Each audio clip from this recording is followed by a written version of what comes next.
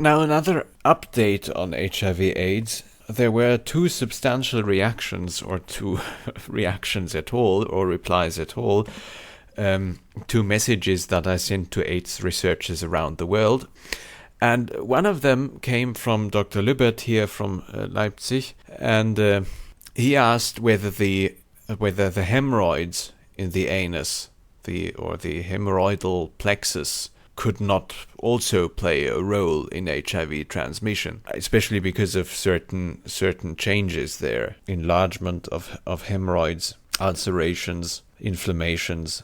Yes, of course, that may be the case, but issues with hemorrhoids usually start at a later age. Yes, I admit there are not many studies about hemorrhoids, about the prevalence and so on, but the few studies that are there point to an older age, to a higher age, where people mainly have them. The peak of the age prevalence curve is a little higher than the age where young MSM usually catch HIV.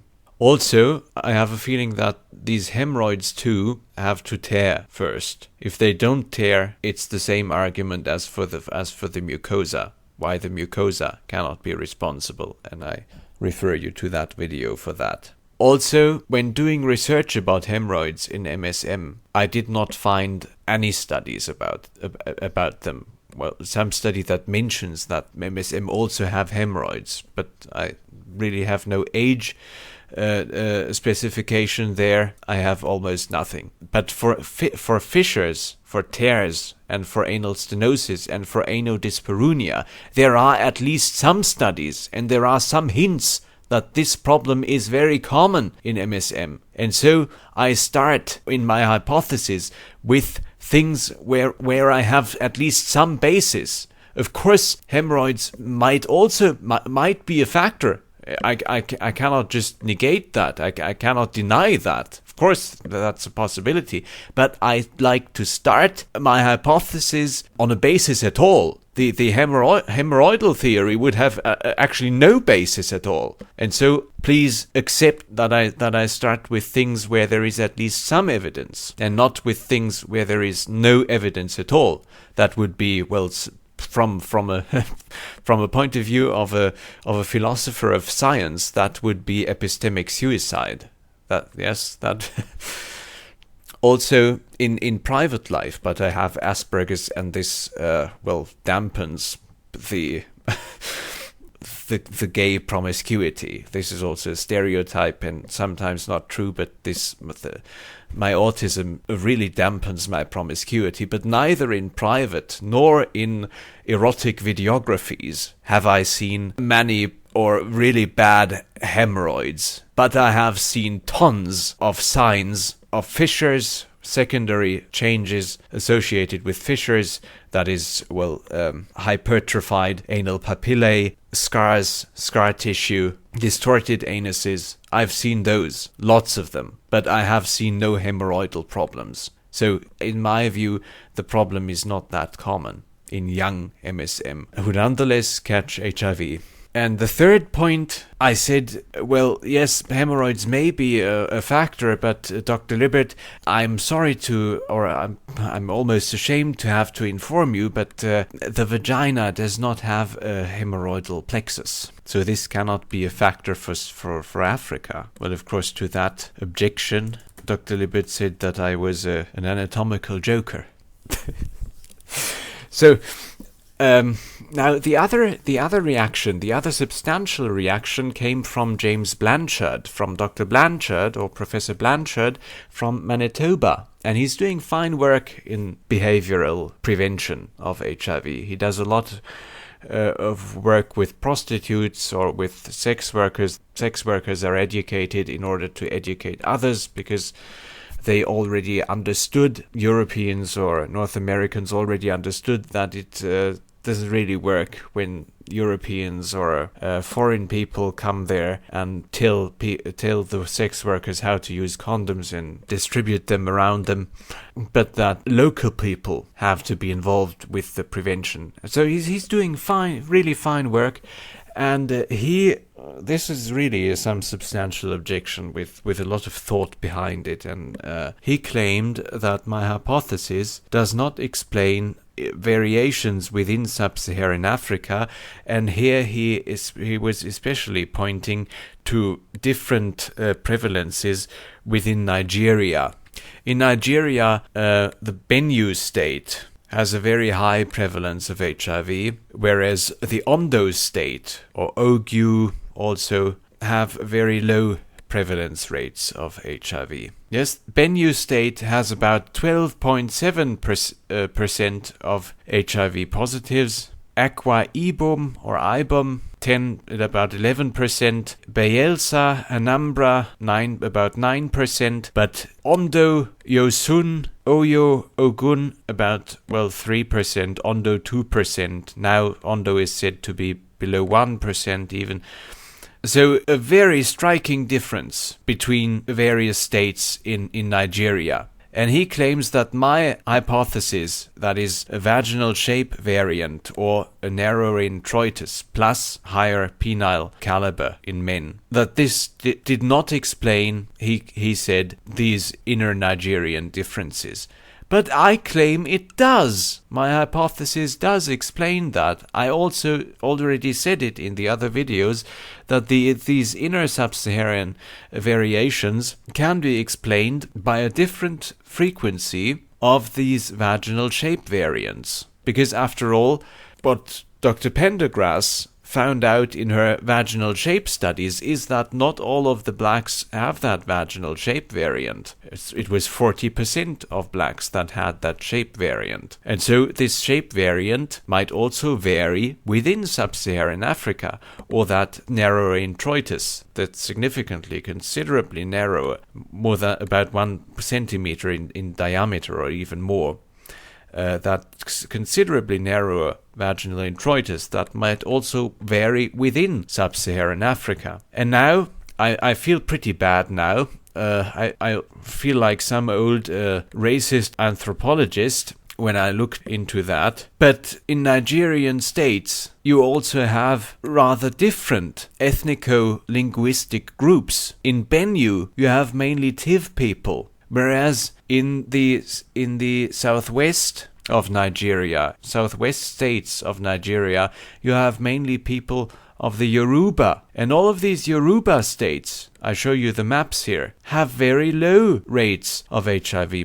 But Tiv seem to be susceptible to it very much. And not only Tiv, but all the other small differences, they're also explained in a way by ethnico-linguistic groups, by a different ethnico-linguistic origin. For example, the Efik Ibibio or Ibibio, the Efik Ibibio group, you find them mainly in Akwa Ibom and in Abia, maybe. Yes, in Akwa Ibom and in Abia. And Akwa Ibom also has a very high HIV rates. Abia also 7.3, at least compared to Oyo, Ogun, Osun. And now my idea would be that the Tiv people in Benue, for example, or that the Efik Ibibio group in Akwa Ibom, that they have that vaginal shape variant or this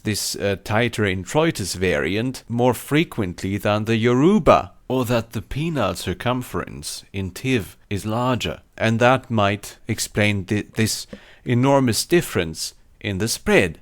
And this should be, now Dr. Blanchard also challenged me to set up a study protocol in a way, or at least some rough plan, how I am planning to prove that hypothesis, the macro anatomy hypothesis. You can call it like that, the macro anatomy hypothesis, maybe, because then you don't have to talk about such disgusting, unspeakable things as calibers of vaginas or penises and so on. Call it the macro anatomy theory.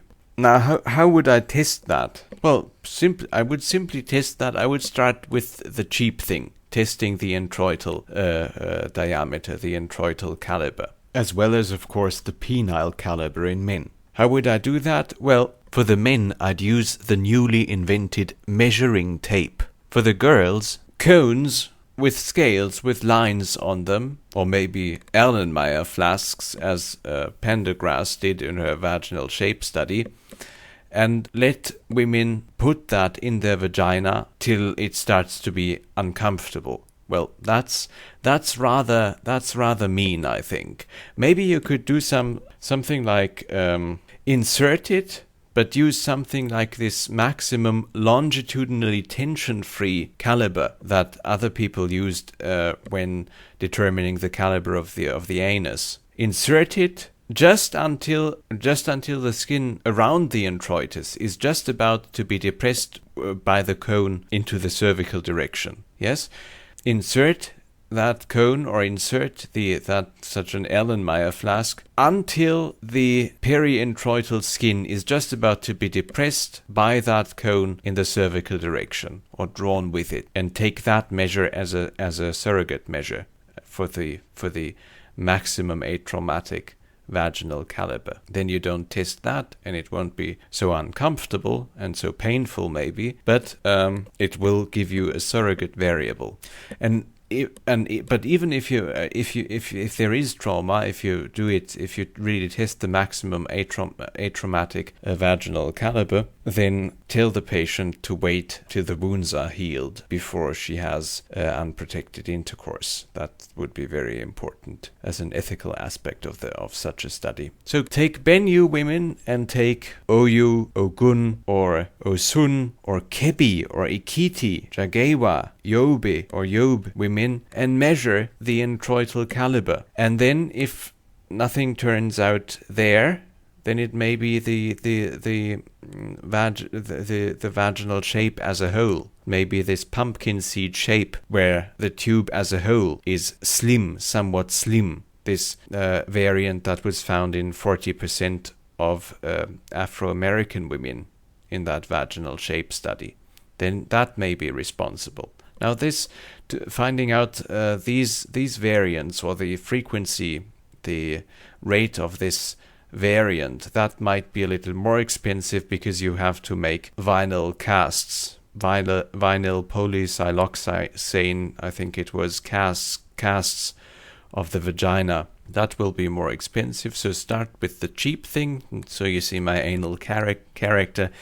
Now, not anal in some weird sense, but anal in a psychoanalytic sense. So test whether there is a shape variant that is common in Benue women and not so common in Ondu women. Then after that, compare HIV rates. And the other challenge from Dr. Blanchard was how would I do prevention programs then? What would I do to prevent it? Well, I also explained that if it is the introital diameter that is responsible, then I would take a group of women that regularly dilate the introitus, that regularly have intercourse, or that regularly dilate it with instruments, so that no large tears result from sexual intercourse, and check and see whether HIV numbers drop in that group, and compare that to a group of women that don't use introital dilation or regular introital dilation, be it through intercourse or through instrumental dilation.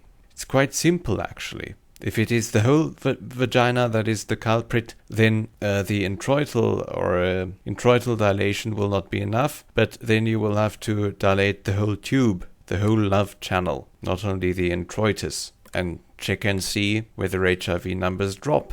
It's pretty simple. Also, as I said, the person deflowering the vagina should be the woman herself, especially in Africa where the HIV prevalence is now so high. People might argue against me, as I usually argue against all the other theses. You have deflowering of virgins everywhere else in the world, but HIV numbers are not so high everywhere else in the world. But in Sub-Saharan Africa, where now the numbers, the prevalence rate is so high, you should reduce that risk of virgins having intercourse for the first time. This is a major risk factor. Bleeding during the first instances of intercourse. After all, we see that bleeding is more common in Sub-Saharan Africa anyway, not only in first sexual experiences, but also after that. But especially for the first intercourses, you should reduce that by deflowering yourself. This might be way more effective than all these voluntary circumcision campaigns. As I said, that would be the deal for males in Sub-Saharan Africa, because nature dictates it somehow. Men love to deflower. Some women, many women, may love to be deflowered, but it's bad for HIV spread. So as I said, maybe men can keep their foreskin if women are allowed to deflower themselves. Or, well, get tested. Get tested before and hurt her all you want. Be hurt all you want. Then do it. But actually, I think that bleeding during intercourse, that pain during intercourse, that discomfort during intercourse, and so on, might also be alleviated. And this is an enormous motivation for people. Popping a pill every day or so, as they do in the heart as prevention of HIV, where people take these drugs, antiretroviral drugs, in order to prevent infection. That's pretty demanding, to take that pill every day, or maybe even several pills a day, every day. They have side effects. You don't really want to do that. Or microbicides, vaginal microbicides, gels that you continuously put up your vag. That's a nuisance. You don't want to do that. But now, if I offer, or if I try out a measure or a practice that not only might reduce HIV infection rates, but that also makes sex more enjoyable, more fun, more relaxed, and so on, then the motivation to do that, the adherence to the therapy, might be gigantically higher. Also, you don't have to do it every day. For the anus, I theoretically and through anecdotal and self-experiments, I found an interval of about 5 days, 3 to 5 days. That would be the interval in which dilation should occur regularly. But you don't really have to do it every day. So an enormous advantage as far as adherence to the therapy or to the prevention measure is concerned. Vast advantage. It's continuously taking care of your genital organs. Also, I'm quite embarrassed even to talk about it, but I think I might have fans already, because now it may also have been an auditory hallucination because of nervousness. But when I some days ago, when I went into a lecture hall for a test, and someone came out of the lecture hall, another student, and I think he, behind my back, that he said, "Oh, prepare your anus is there." See if prepare your anus is over there. Maybe it might have been a narcissistic auditory hallucination, but it might also be the case that I already have fans at my own university now who watched that video. But I never said that. I never said prepare your anus. That sounds like preparing supper. You don't prepare it for something. You take care of it regularly, like you take care for your teeth. You don't prepare your teeth for it. That would also be fatal when you don't have sex for over months, for several months, and then think you can prepare your anus for a date.